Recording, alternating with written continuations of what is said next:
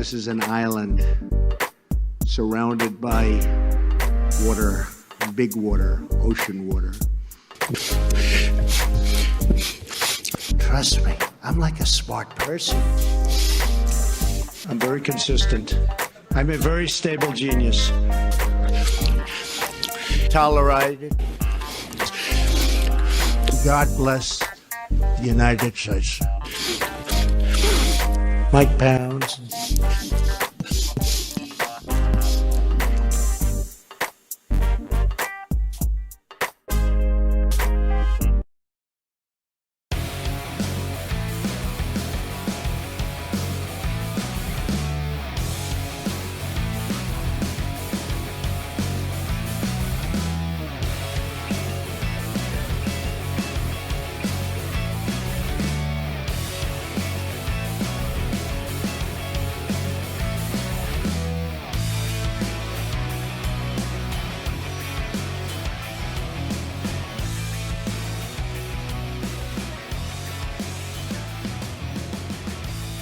Around the nation, TYP Nation, Jeff Waldorf here. Welcome to the show. It's Monday. We got a great show for you guys today. We got a lot of stuff. We had so much crap that news stories, right? Not actual crap, but lots of news stories. I don't think that we could even get to them today. So, but nonetheless, we got a lot of good stuff today. We have, of course, Donald Trump being driven insane by ads. That's fun. Although also slightly disastrous. I will tell you why. Then we've got, of course, Donald Trump's budget plan, what he plans to do. Thankfully, it won't actually come to fruition, but still, nonetheless, we have that. We have got Kansas throwing people in jail over medical debt. Super disastrous story. We've got an Iowa update. I know y'all are sick of Iowa, but it also plays into what's going to happen in Nevada. So we got Nevada, and then we have Chris Matthews has a meltdown. Another one, I know. So we got a great show for you guys today. Quick programming note, on Thursday and Thursday only, we'll be doing the show an hour earlier. I have something that I have to get to that evening. And the only way that I'm going to be able to have time to make it is if I do do the show an hour earlier. Also gives me time for a shower. But anyway, so look, that's Thursday only. So 2 p.m. Eastern, we're going to have the show, the normal show. It'll be live and all that stuff. So, just make sure, and I'll remind you guys on Wednesday that we're going to have the live show on Thursday at 2 p.m. Eastern. So, but that's the only day. We're not changing times. Friday we'll be back to our normal time. It's that one day. And it's, to make sure that I've at least got something for you guys. All right. Anyway, with that, why don't we dive into the stories? All right. Now, President Trump is starting to feel a little bit nervous as the Democratic Party primary continues to heat up. Now, Trump's been on the attack against, obviously, Joe Biden, but also Elizabeth Warren and Bernie Sanders. And it's all, of course, as Warren had risen in the polls. Now she's back down. Bernie Sanders is the front runner. Biden was up by quite a bit. He's still up nationally. But all of these people are potential opponents for Donald Trump in November. And so I think, of course, Bernie Sanders, and I've got a lot of polling to back this up, I think he's the most dangerous opponent for the president. However, Bernie Sanders and his chances, and look, you can see how he differed. Oh, crazy Bernie. Here we go. Crazy, trying to give everybody health care. Crazy. Anyway, it's not Bernie Sanders that frustrates him. It's actually Mayor Bloomberg. Mayor Bloomberg is a late entrance into the race. He's a billionaire, and he's been trying to buy his way into the election, into the debates, and he has successfully done so. He was not on Friday's debate because he did not qualify, But he is rising in the polls, and that gets him to a point where he could qualify for the Nevada debate. And I think that'd be a good idea to have him on the debate stage, because right now he's been completely unchallenged. And part of the way, or I should say, part of the reason that Bloomberg has been rising in the polls as of late is because of one thing. He's got money. He's got money, and he's using that to blanket the airways in ads. And that, of course, is President Trump's problem. Because President Trump loves TV. He is obsessed with watching television. And so Bloomberg is spending all this money on ads. You basically can't watch a television or watch a YouTube video without getting a Mike Bloomberg ad, right? So that's a problem. And so for a president who is obsessed with television, well, that's starting to get to him. It's starting to get under his skin. This is according to a Republican operative. Quote, Trump's very reactive to what he sees, and the fact that Bloomberg's ads are all over better explains the attacks on him than Trump being fearful of him. And of course, that was in response to a question that, hey, are Bloomberg starting to rise? Are you getting scared of his campaign? No, I would argue that, of course, Bernie Sanders scares Trump the most, because Bernie Sanders is the one that consistently for the last 5 years has polled better than Donald Trump in matchups against him. And so you get Bernie Sanders, he's going to crush Donald Trump. Now, again, this is according to a Republican operative. So now I have an example of one of the ads Michael Bloomberg has been using against Trump, one of the ones that you might see. And I'm sure a lot of you have probably already seen this ad before, but let me just show you it, and then we'll get into the subtext of it and why it's upsetting Trump so much. People have said when you were mayor, the city gave Trump a contract to operate a golf course. Yes, that's true. But he was the only bidder, and running a golf course is the only job that I would hire him for. I'm Mike Bloomberg, and I approve this message. All right, so, I'd never hire Trump for a job. Again, that's the main text. Look at the subtext, though. You have some very embarrassing pictures of Donald Trump golfing. Now, look, I'm going to be honest. That does actually kind of make me a little uncomfortable. I know he's trying to go low and get to Trump's level and all that stuff. But it is fat shaming, and let's call it what it is. Totally fat shaming the president. But it is in order to get under Donald Trump's skin. And he says, well, you know what? Go low, right? Donald Trump's not going to go high. No, I'm going to go low. I'm going to get in the mud with him. And whatever visual you want to get from that, or what you unfortunately might get from that, I do apologize. But nonetheless, it is low. It is fat shaming. We call it out for what it is, right? And so you can disagree that it makes you uncomfortable. It makes me uncomfortable, but it might not make you uncomfortable, because, you might be thinking, look, don't be such a bleeding heart lib, Jeff. God damn. Donald Trump goes and, attacks people about their weight and their looks. He attacks people with disabilities. He mocks people.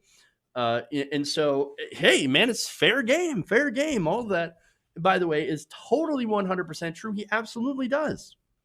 But look, this ad has the effect that it was meant to have. It hurts Trump's fifis, right? And you can see with some of his reactions on Twitter. Here's Trump. Mini Mike is part of the fake news. They're all working together. In fact, Bloomberg isn't covering himself. Too boring to do. Or other Dems. Only Trump. That sounds fair. It's all the fake news media, and that's why nobody believes him anymore. Another one. Many of the ads you were watching were paid for by Mini Mike Bloomberg. He's going nowhere. Just wasting his money.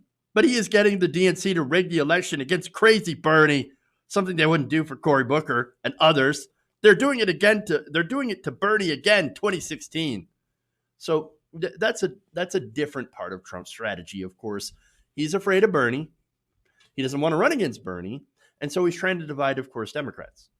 And unfortunately, the DNC is doing a pretty good job of doing that as well, of helping Donald Trump in that regard. So now, another tweet here: Mini Mike is now negotiating both to get on the Democratic primary Democrat primary debate stage and to have the right to stand on boxes or a lift during the debate. So petty. That's what I'm laughing at. He's like super, super petty, right? This is sometimes done, but not really fair. Wait a minute. It actually is fair to have like a boxes or like a step, whatever. But you know what he's saying? Mike Bloomberg is short. He's very short. And so he calls Mike Bloomberg short. Mike Bloomberg calls him fat. This is our Democratic primary right now. I don't think it's all that helpful. Now, despite all the whining from Trump, which can be entertaining, it's true. That same GOP operative says, well, look, that's not really going to help you, man. And by the way, he said, this operative says that the Trump campaign sees Bloomberg as more of a threat to other Democrats than to the president himself. Well, it's not necessarily fair calling Mike Bloomberg a Democrat, as he was a Republican until 2007, and then he was an independent, and now he's running as a Democrat, but he's never really shared Democratic priorities. And so that's interesting. And really important to point out as well. So as far as this operative, he says, Bloomberg is the definition of the rich technocrat that the Bernie wing of the Democratic Party can't stand. Well, there's no lie there. Of course, he's right. So I guess as somebody who does not support Bloomberg, I say have at it. Okay. He's only hurting himself really by not talking about policy. So you're not gonna have a policy discussion from Mike Bloomberg. And I think he prefers it because generally he's pretty conservative when it comes to policy. And so, and not only that, but even if he is saying, oh no, what are you talking about? I'm in favor of progressive policy.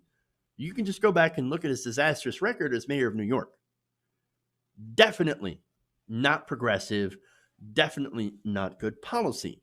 And so, of course, that's also why Mike Bloomberg just says, well, my whole thing is that I'm going to go in the mud and I'm going to get dirty with Donald Trump.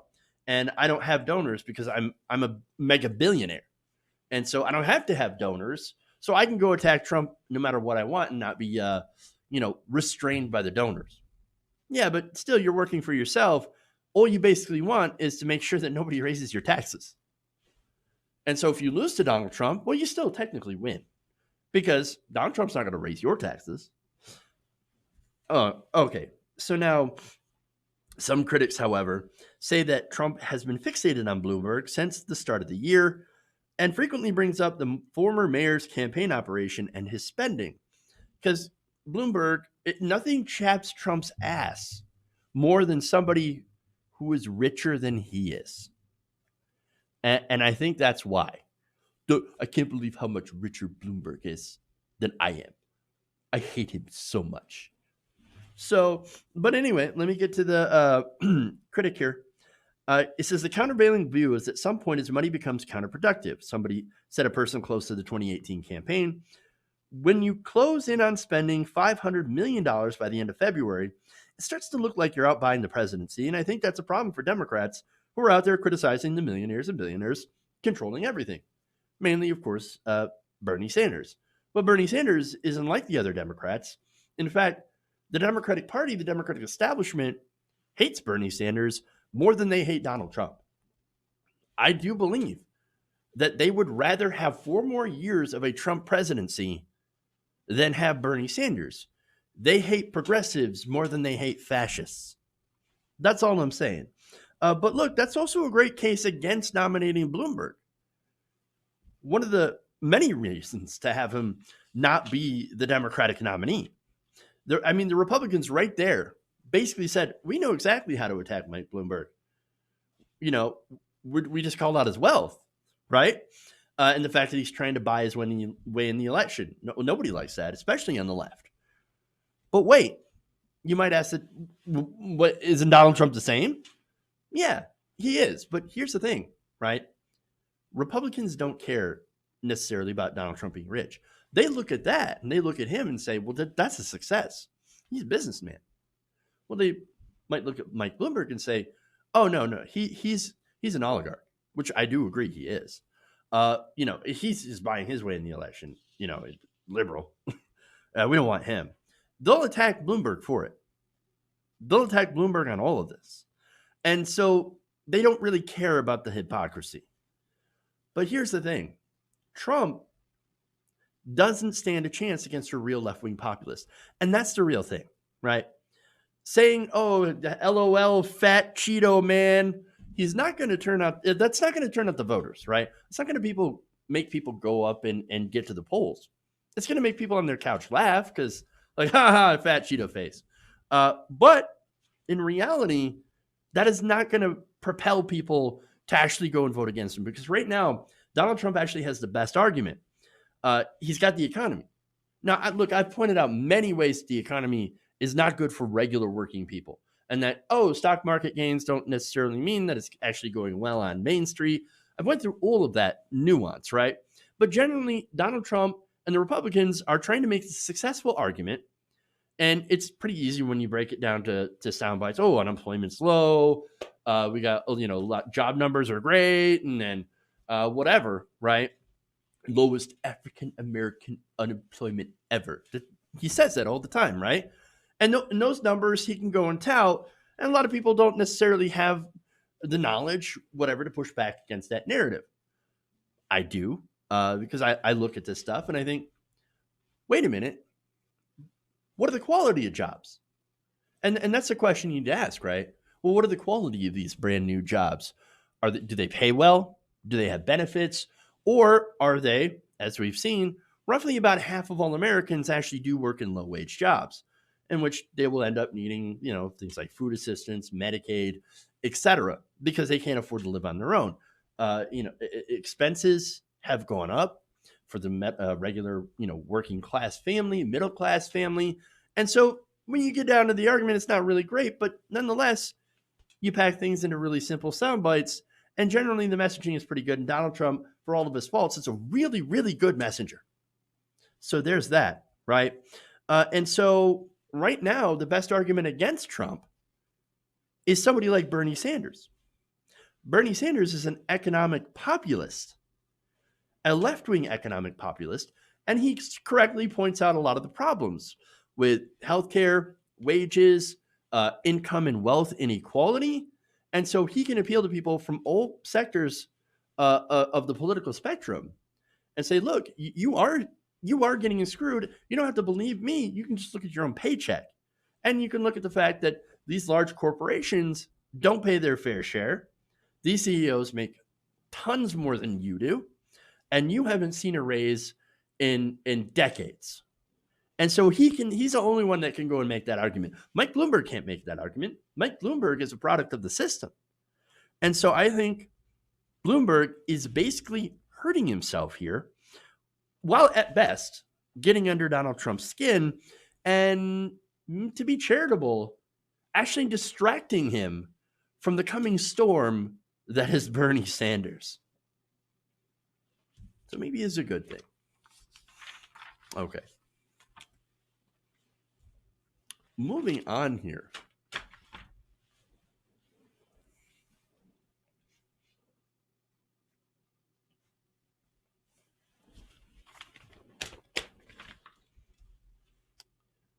James Watson, by the way, in the chat adds, suicide is preventable. We need mental health care for everyone. Agreed. Name withheld says, what's the point? Ross Perot will drop out of the president's race even though he spends a lot of money. I mean, Bloomberg. The parallels, man, are, really important, and I get that. All right, anyway. I forget the numbers, by the way, that Perot spent. A lot of money. Just for, like, what is it? Not a very large share of the electorate, that's for sure. But, okay, anyway. Continuing, and thank you for the super chat. That is one way that you can help independent progressive media. It's help the show. Okay. So we have some new details about Donald Trump's impending 2021 budget. And unsurprisingly, it's bad. Now, in it, of course, we see the recycling of a bunch of really bad ideas that were in previous budgets. But absent are two things: cutting Medicare and Social Security. I'll get into that later. But according to HuffPost, Trump's fiscal 2020 one plan promises to reduce the deficit after allowing it first to spike to about $1 trillion this year before slowly having it decrease till about 2030, where it'll settle somewhere around $200 billion. So now, as you've probably guessed, it will be the poor and the environment, etc., that will bear the brunt of these budget cuts that will bring us to that point, allegedly, of course. Now, first of all, Trump's budget would impose immediate 5% cut to non-defense agency budgets passed by Congress. So, okay, so everything that's non-defense. So you're talking about the EPA, right? You're probably talking about the IRS. All these different agencies will see a 5% cut across the board. The proposal also cuts $700 billion out of Medicaid over the next 10 years, also cuts food and housing assistance by about $300 billion. The Trump budget would also, in order to save money on food stamps, would revive the Trump food box. Now, what is a Trump food box? Basically, it would replace the SNAP card. You would no longer, if you were on food stamps, you would no longer get the food stamp card loaded with cash every month, right? Which you could go and buy food with. Instead, they'll literally send you a food box. And that's it. Here you go. Here's your government-approved cheese. Literal government cheese. Not only that, the student loan forgiveness plan would also see a cut of around $170 billion. You know that program that's supposed to actually forgive student loans for people who have been, doing public sector service work and have been paying on their loans for 10 years? Yeah, no, we're going to spike it. And we're going to cut that, and we're going to make sure that almost nobody is eligible for it, which is what Betsy DeVos has already been doing, so that we can save $170 billion, allegedly. Now, they would also privatize the Corporation for Public Broadcasting. And would completely eliminate the AmeriCorps volunteer program. And that is just a few of the details that I know now. The full budget is yet to be released, but so far, bad, very bad. Now, this plan also, and this is really couched in the terms of, oh no, here's what we need to do is to be able to take down the deficit. And so that's what this budget's all about. It's to remove the deficit, right? To cut it down, right? Okay, well, here's the thing. You could have avoided all the spending by not doing giant tax cuts for the rich and corporations. And also, along with the help of the Democrats, by the way, they're not getting off the hook for that, passing an increase in Donald Trump's military budget to about $750 billion. They could have. But anyway, this whole thing, again, is couched in deficit reduction. And the plan, according to HuffPost, relies on economic projections of about 2.8% economic growth this year and 3% over the long term. Now, that is, that's really optimistic. And there's kind of no basis in reality for that, and no promise that that will continue to happen. And so really rosy projections based on basically nothing, right? Not only that, but they also base this on being able to achieve future cuts in domestic programs. So they're not done with the cutting. All of which, of course, was supposed to get us by 2030 to a budget deficit of around $261 billion. So now here's the thing, right? No one cares about deficits. Not even Republicans care about deficits. And let's be honest about that, right? Because, again, the surefire way to eliminate these deficits is, again, roll back the tax cuts for the rich, right? That Trump, Reagan, all those, figures put into place, right? All those past presidents who basically work for their donors. Okay, we start to, actually put taxes up, corporate taxes back up to 35%. Hell, I'd take them back up to 70%. That's marginal taxes, anything over $10 million.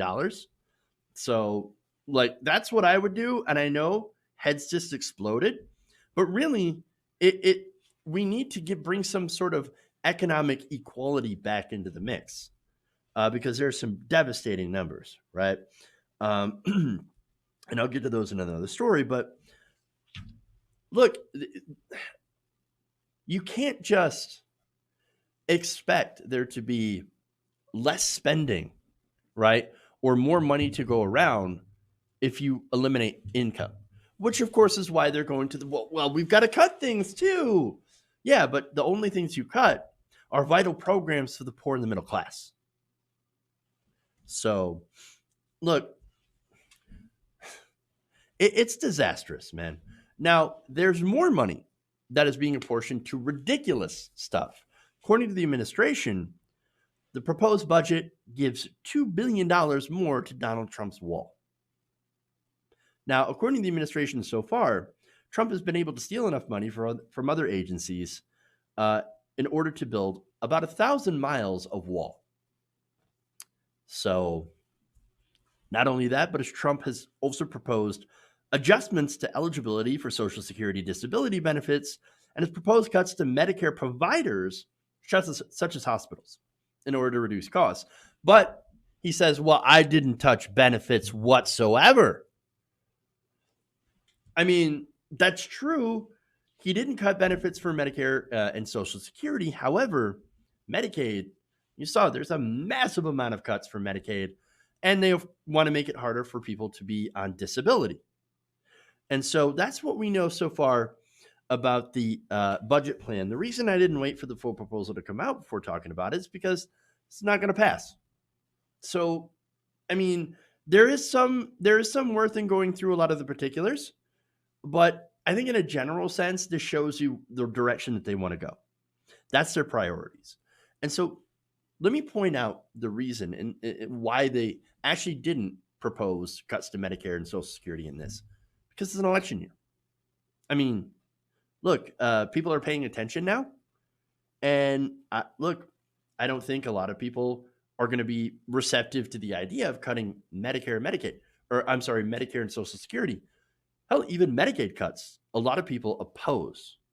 But they're going to couch it in, oh, but we're doing this for deficit reduction. And we're actually going to, in the way that they're trying to change Medicaid, is turn it into a block grant program.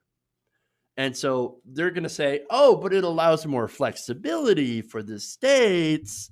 And so, we do a block grant program, we're going to save money, and we're going to give the states the freedom that they need. And that's the way that they can try to sell it to conservative voters. And even that might not work because there's a lot of conservative voters that are also on Medicaid that benefit from it. But anyway, there's that. But Trump, basically, he's trying to show that he can deal with the deficit that he blew up insanely because of the giant tax cuts and the military spending, which, by the way, that military spending does not go to the troops. It goes to defense contractors. Just pointing that out. But look, I don't think, again, his voters, they're not going to care too much. No, this is for the people in Washington. The only people that care about this are people on Wall Street and people on Washington or in Washington. And so nobody else, no regular person actually gives a crap about deficit reduction. No. In reality, most people care about whether or not they can afford, to pay their rent, pay their mortgage, their car payments, et cetera, buy food, and afford their health insurance. If you're one of the, people that, the 4 in 10 Americans, 40%, that cannot afford a $400 emergency, you're not out there talking about how the deficit needs to be smaller. I'm just saying. The number one concern actually among the American people is actually healthcare. And of course, by an extension, the economy. Does the economy work for you? I don't think it does. In many cases, it doesn't. Unemployment might be low, but so are wages. Benefits are being taken away while corporate profits are off the charts. Executive pay, for example, is at record highs. From 1978 to 2018, CEO compensation grew by a staggering 1,007%. That's CEO executive pay. Do you want to know how much worker pay grew by? A paltry 11%. Disastrous. None of this budget addresses any of that. Instead, what it does is that it cuts benefits for the poor who are already working but don't make enough to survive. And that's why, of course, this budget matters. Even though it will never be passed, it wouldn't make it through the House, might not even make it through the Senate, but it does show their priorities, right? It shows the priorities are basically in line with the wealthy, i.e., the budget deficit. It basically shows that all they care about is the wealthy, is the stock market, are the financiers, and Wall Street. And of course, that's who the donors are.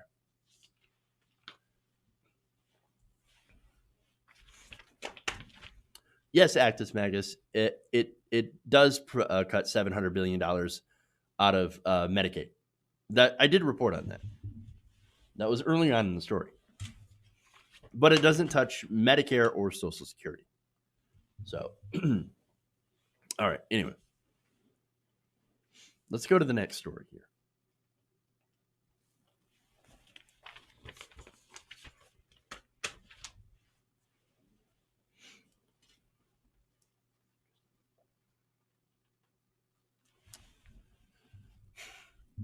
The for-profit healthcare industry is now going through the courts to collect on charges and throwing people in prison if they can't pay.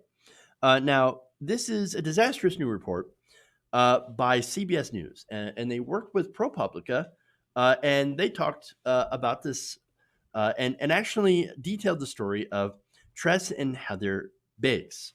So now the next video that I'm going to show you is them basically telling their story to CBS News. Take a look. Tress and Heather Biggs' son Lane was diagnosed with leukemia when he was 5 years old. At the same time, Heather suffered seizures from Lyme disease. We had so many multiple health issues in our family at the same time. It put us in a bracket that made insurance unattainable. It would have made no sense. We would have had to have not eaten, not had a home. Biggs was working 2 jobs, but they fell behind on their bills. Then the unthinkable happened. You wouldn't think you'd go to jail over a medical bill. Tress Biggs went to jail for failing to appear in court over unpaid medical bills. What was that like? Scary. Like scared to death. Because, I'm a country kid. I had to strip down and get hosed and put a jumpsuit on. Bail was $500. Mm-hmm. How much money did you have at that time? Like maybe 50 to 100. That is disastrous. I mean, that's brutal. We're the only country in the developed world that has this kind of system that brutalizes our own citizens. And look, later on, there was a lawyer, right? Who this guy is named Michael Hassenplug, right? So now this guy, he actually has opened up a firm, built a successful law practice that represented not these people that are getting sued, going to jail, but representing the people that are suing the poor. Now he says, and he of course runs in Coffeyville, Kansas as well. By the way, where the poverty rate is twice the national average. He says, quote, "I'm just doing my job. They want the money collected, and I'm just trying to do my job as best as I can by following the law." So he's one of the guys who puts people, again, in jail for not being able to afford their medical bills.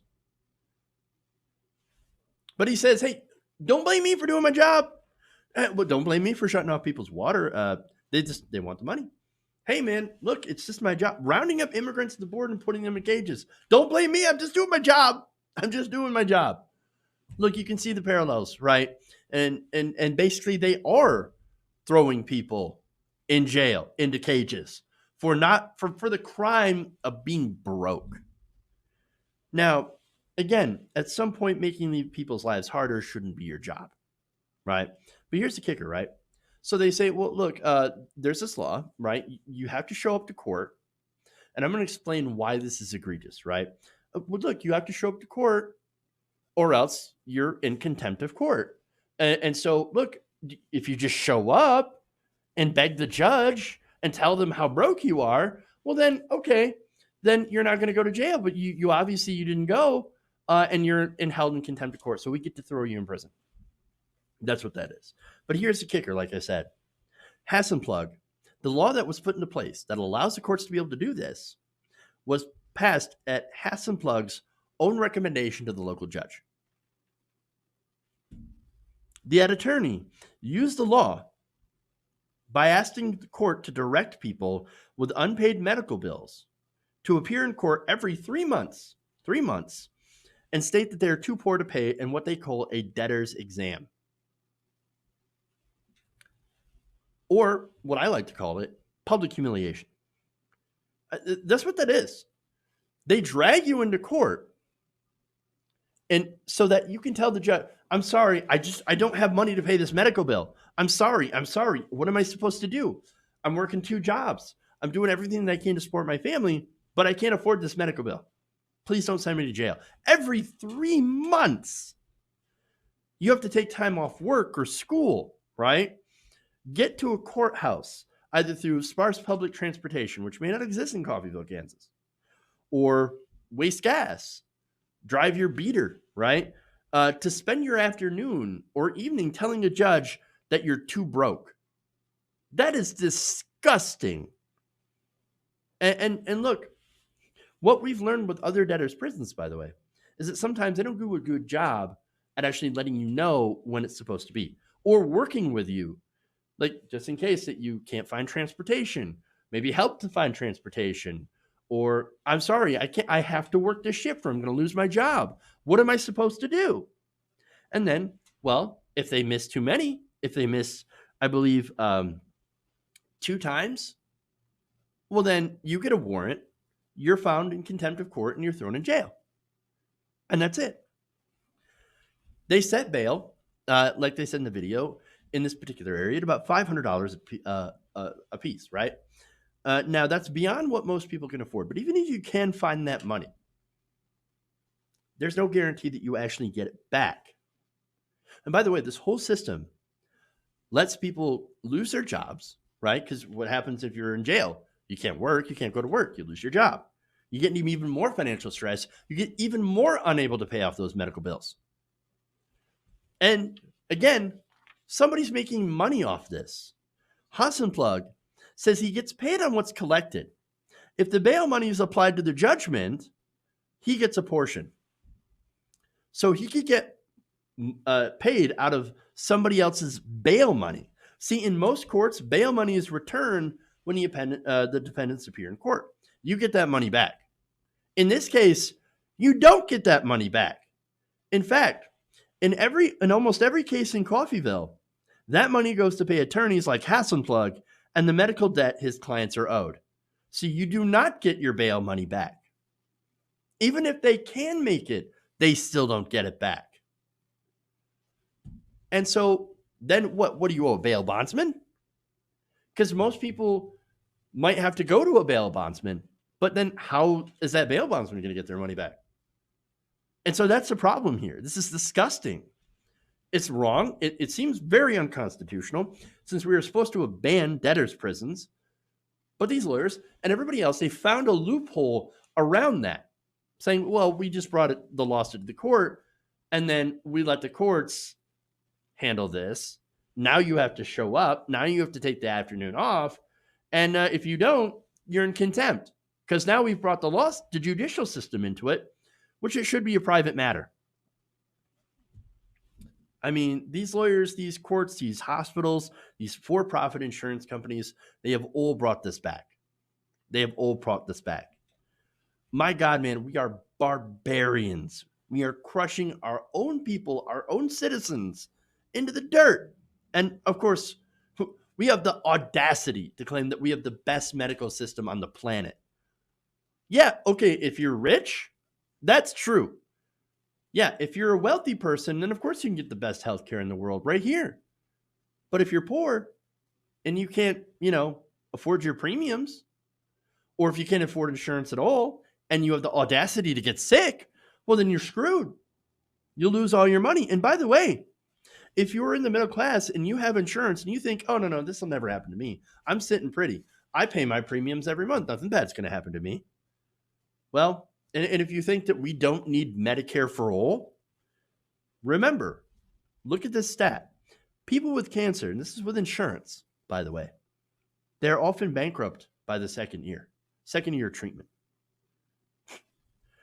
Again, if you have insurance, that happens. Our system is brutal, barbaric, disgusting, and cruel. It is incomprehensible that anybody would actually be pushing to keep this system. But this is what happens when you have a for-profit motive in healthcare. Look, when people, to go off topic a little bit, when people say Bernie or bust, this is the reason why. Because they see other politicians like Pete Buttigieg, right? Medicare for all who want it, right? Which isn't true Medicare, which still leaves in place a lot of the system that is doing this to people. If they find it understandably morally repugnant. Like, how dare you try to keep a system like this? Try to perpetuate a system like this? No. I cannot in good conscience vote to continue this kind of barbaric system. Okay? And I keep using that word because that's basically what it is. I mean, people like Hassenplug, they actually make money off this. It's disastrous. And it's all for throwing poor people in prison. Now, just to give you perspective, right?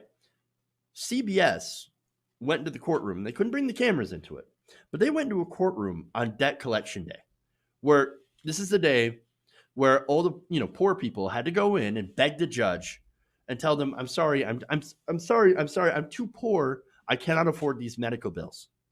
You know how many? They watched more than 60 people swear they didn't have enough money to pay. 60 people in one day. And again, this is small Coffeyville, Kansas. Multiply that by, again, you have millions of people without health care, without health insurance to this day. Medicare for all. We need it, and we need it now. All right. Let me skip one story. Look, you guys know that there's a recanvass going on, or there will be a recanvass going on in Iowa. The Iowa results are being contested by Sanders, by Bernie Sanders and Faiz Shakir, came up with a statement, and so we're going to see whether or not that ensures that Bernie Sanders shows that he did win, because he won the popular vote. And so, again, that's a quick update on that. So now let's go into some Nevada disastrous. Okay, anyway.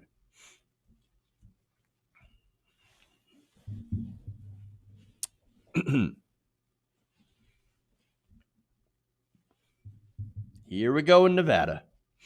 It's being reported now that the Nevada State Democratic Party has just hired a former Pete Buttigieg campaign staffer as its, get this, new voter protection director. Now, that would, of course, be incredibly laughable if it wasn't so brazen, considering how Pete Buttigieg has been linked to the app that basically malfunctioned and messed up a lot of the results in Iowa. And so you had, of course, people that were in the Clinton campaign, Obama campaign, that were working for the company called Shadow. Shadow was a company that developed the app. You had a Pete Buttigieg donor, Seth Klarman, that had funded the company as well. So that's probably, of course, people getting sweetheart deals inside the party apparatus. And it was a complete and utter disaster. And I've showed you all the different news pertaining to that. And so now, for a Buttigieg staffer to go in Nevada, who, by the way, was planning to use the Shadow app, now no longer using it, to have a Buttigieg staffer go in there and be the voter protection director, disastrous. What are you doing? By the way, we have less than 2 weeks from the Nevada caucus, and it's just been about a week since the Iowa caucus, and they're doing this. Now, the Buttigieg staffer is a woman by the name of Emily Goldman, and this was discovered basically on social media. Here you have journalist Samuel Finkelstein saying the Nevada Democratic Party just hired a paid Buttigieg organizer to be their voter protection director. And so, to me, look, it seems like, not to get too conspiratorial, but it feels like this is on purpose, right? I don't know. Do you really expect a fair process headed up by a former Buttigieg campaign official or any campaign official? It seems like, I don't know, like a conflict of interest. So I don't believe so, and I'm not the only one.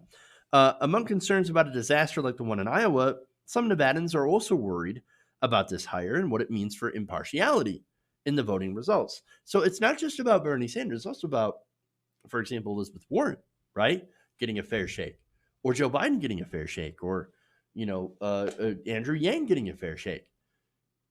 Basically, it seems like everyone, will not get a fair shake here, other than Pete Buttigieg. Like, it seems like it's too much of an advantage towards Pete. And so that, again, that's an issue, right? So now people on Twitter express some disapproval of this choice. CZQ says, this is one example. You need to fire Emily Goldman. She was a Pete organizer. This is a clear conflict of interest. And so now when this got out, she had locked her Twitter account and had scrubbed her employment history from LinkedIn, showing that she, of course, had worked for Pete Buttigieg and had also expressed pro-Buttigieg, obviously, social media posts. And so lock it down, scrub everything, and so that nobody knows what I'm about. That's super curious. Now, the state party is saying, oh, no, there's no problem with this. We have many former campaign staffers and volunteers working to protect the integrity of their caucus, including people from Harris, Sanders, and Warren's campaign. It is not unusual or uncommon for this to happen. Well, maybe it shouldn't be a common practice, for impartiality.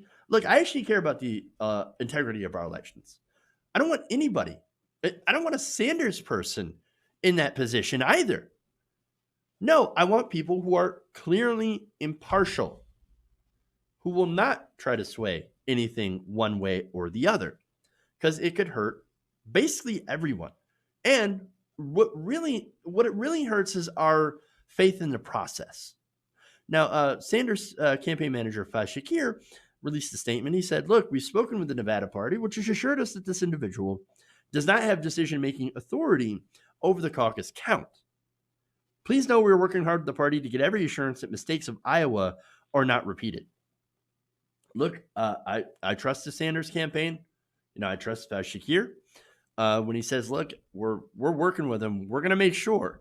Well, just like in Iowa, you had chairs and precinct captains who were making sure to take pictures on their vote counts and to provide, the reality of the counts in their area, just in case they were miscounted. But again, we saw what happened in Iowa. Pete Buttigieg still got awarded more delegates. And still, thanks to corporate media, they still spread tales of his victory, which gave him a bump in New Hampshire.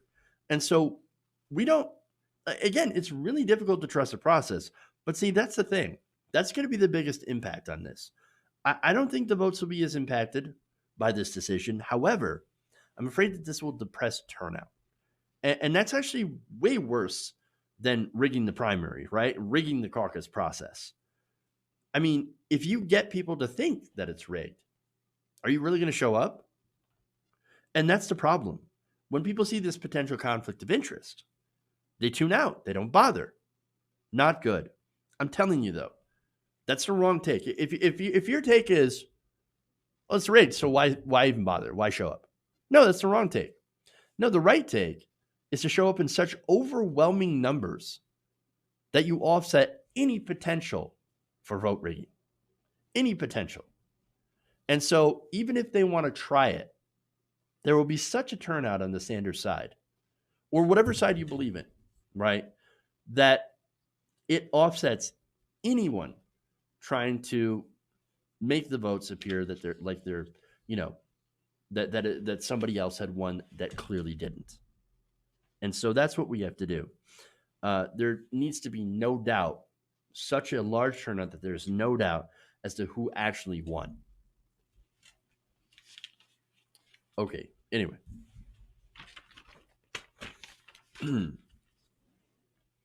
One more story here for you guys. And it's Chris Matthews losing his mind.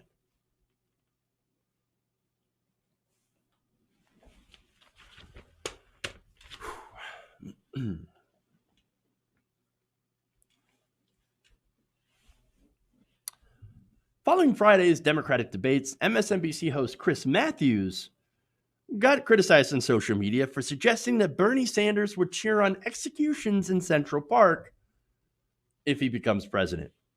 Take a look. I have my own views of the word socialist, and I'll be glad to share them with you in private. And they go back to the early 1950s. I have an attitude about them. I remember the Cold War. I have an attitude towards Castro. I believe if Castro and the Reds had won the Cold War, there would have been executions in Central Park, and I might have been one of the ones getting executed. And certain other people would be there cheering, okay? So I have a problem with people who took the other side. I don't know who Bernie supports over these years. I don't know what he means by social. 1 week it's Denmark. We're going to be like Denmark. Okay, that's harmless. That's basically a capitalist country with a lot of good social welfare programs. Denmark is harmless. He's pretty clearly in the Denmark category, yeah. Are you sure? How do you know? Did he tell you that? Well, I mean, that's what he says, and that's what his agenda calls for, right? Yeah. He's not calling for any... Let's see. Let's figure that one out. But we haven't seen a campaign yet where video of him praising the other version, right, which is Castro, has been used. Well, but it will be used. That's a question of how that plays. Of how tangible, what the effect that has. Well, what does he think of Castro? That's a great question. What did you think of Fidel Ismo? We all thought he was great when he first. I thought he was cheering like mad for him when he first went in, and then he became a communist and started shooting every one of his enemies. Wow. Okay. So look, that quickly went off the rails into, I don't know what the guy is, Denmark. And then he's shooting his enemies. What in the world? Okay, look, at the very least, of course, Chris Matthews was awful. Joy Reid's like, it hadn't come out yet, any information of him praising the other side, the Russians. And so, Joy, sit down. We know you hate Bernie Sanders, okay? There's whatever, right? Again, joining Chris and spreading ridiculous propaganda. But actually, Chris Hayes pushed back on this. And look, if he wasn't there, then it would have been completely a total panel of them trashing Bernie Sanders as a communist. This is supposedly left-leaning MSNBC, right? I mean, again, Chris Matthews, he's lost his mind. He's still fighting the Russians. And Joanne Reid is also apparently fighting the Russians as well, but in a different context. But does he really think that Bernie Sanders is going to lead a communist revolution and execute people like him? Really? I know there's jokes about guillotines, right? But that's what they are. They're just jokes. No, this is complete and total insanity. And how does he not know who Bernie Sanders is? This guy is supposed to know a lot about politics. It's supposed to be his passion, his giddy about politics, right? How does he not know Bernie Sanders? Bernie Sanders has been in Congress for, what, decades? Decades. Come on, dude. Really? Really? He used to be on MSNBC all the time. Ed Schultz is basically the only one that would bring him on to talk, right? Nobody else would bring him on, but Bernie Sanders, but Ed Schultz did. The late Ed Schultz. And by the way, Ed was the guy who said, look, basically MSNBC during 2016 did not want me to cover Bernie Sanders. It's one of the last things he had said before he passed away. So you should know who this guy is, but you pretend you don't, and it's ridiculous. Now, in case you don't know him, though, yes, he means Denmark. It's exactly what Bernie Sanders is aiming for. Policies like wanting America to have universal health care, free and education, free at the point of delivery, paid through by taxes, right? Guaranteed paid leave, other social welfare programs, a $15 minimum wage, stuff that's done in other countries right now. Every other industrialized country in the world can do these things, but we can't, because every time we do, somebody like Chris goes, but what about the communists? What about the executions in Central Park? But it's not the same. This is not communist authoritarianism. What it is that it's social democracy. Bernie Sanders may call himself a democratic socialist, but in reality, he's just a New Deal Democrat. He's the same as FDR, but without the racism. Look, I have huge respect for FDR, but there was racism. And let's be honest about that. But he also brought in some excellent, amazing programs. And what Bernie Sanders is trying to do is trying to extend that legacy in order to finish the New Deal, to finish FDR's work in economic justice. The fact that Chris Matthews equates that to executions in the park is absolutely patently absurd. Now, social media. I want to read a couple of tweets here from people. Alex Jacquez says, Bernie, everybody should have health care, in my opinion. Chris Matthews, this is mass executions to me. That's basically what the video pointed out. Austin Walker said, I'd say at least Matthews is laughable, but it's 100% how this ends up spreading through the concerned liberal quadrant of the party. You can't say blue no matter who and also insinuate that Bernie might execute people in the streets. Come on. No, that is an excellent, excellent point. And it's true. A lot of these candidates against Bernie Sanders, Amy Klobuchar included, are really uncomfortable at the idea of a socialist or a social democrat really running on their ticket. And there's a lot of party elites that are also afraid, but not because of that. No, in reality, it's because they will lose a lot of their power, a lot of their sway inside the Democratic Party. And that is what they are most afraid of. They're afraid of losing their power and losing their privilege. Because Bernie Sanders gets in, the first thing he's going to do is going to clean house at the DNC. A lot of these people, like Tom Perez, are going to lose their jobs. And they're going to appoint people like, first, you know what? DNC chair, Nina Turner. Imagine their heads would explode, right? And that's if she's not VP pick. But think about that, right? A lot of these entrenched establishment people, they're going to lose their power, they're going to lose their privilege, they're going to lose their money, right? Not because Bernie Sanders is going to forcibly take it from them. No, it's that they're going to lose their money train, right? They're not going to have any sort of connections in the establishment anymore because there won't be the establishment. It'll be Bernie Sanders and the DNC, the reformed DNC, with Bernie Sanders people that are supportive of his agenda in there, making the rules, making policy, making debate schedules, and that's what scares them the most. They can't handle it.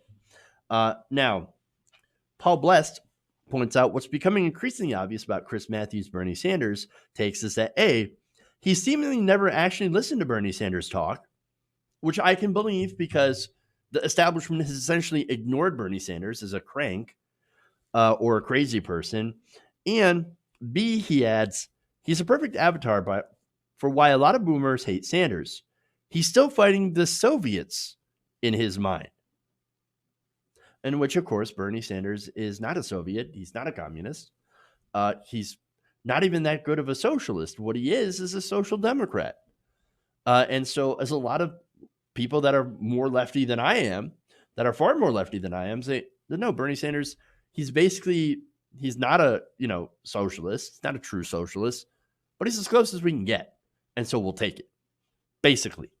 Carlos Maza points out, and this is a great point on the media, Matthews isn't going to be held accountable for losing his mind on national television because in American media, peddling wild conspiracies about socialism isn't disqualifying. Being socialist is. The media despises Bernie Sanders because he will actually take the money out of the system. A lot of this ad money that gets spent, the billions and billions of dollars from the DNC, from these candidates, gets spent in advertising by the corporate media. And so that will be gone if you get money out of politics, which is one of the things that Sanders wants to do. And they'd also lose money by forcing the networks, these corporations, to actually pay their fair share in taxes. They can't stand it, and so they can't stand Bernie Sanders. And Chris Matthews is basically the perfect expression of their hatred. Okay. That's it. So that's all I got for you guys today. Thank you for going around the nation with me today. Please like and share the stream. Please consider also becoming a patron, patreon.com/TYTNation. I have a super chat here from Actus Magos says, some extra coffee for the long nights ahead with the upcoming primaries and debates. Thanks for keeping us all up to date with the daily shows. Well, thank you, Actus. We couldn't do this without your help. And that's the only reason we're able to do this stuff. So thank you. Thank you. Super chats, of course, another great way to help the show. Thank you, guys. Love you. And remember, change begins with you. Good night, nation. We'll see you guys later.